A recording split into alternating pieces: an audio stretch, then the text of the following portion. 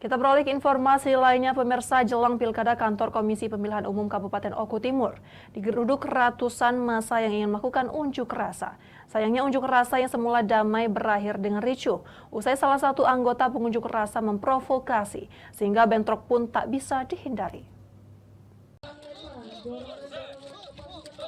KPU Kabupaten Oku Timur membuka pendaftaran bagi paslon yang ingin berkompetisi di Pilkada Kabupaten Oku Timur mulai tanggal 27 Agustus hingga 29 Agustus mendatang.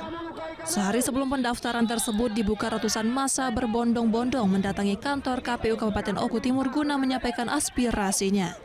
Situasi memanas usai salah satu pengunjuk rasa memprovokasi dengan cara membakar ban kendaraan roda 4 di depan kantor KPU Kabupaten Oku Timur. Polisi yang berjaga di lokasi tersebut pun akhirnya mengambil tindakan tegas dengan cara memukul mundur ratusan pengunjuk rasa tersebut. Kejadian tersebut merupakan simulasi Sispam Kota yang digelar oleh Polres Oku Timur guna pengamanan pemilu kada tahun 2024 di Kabupaten Oku Timur.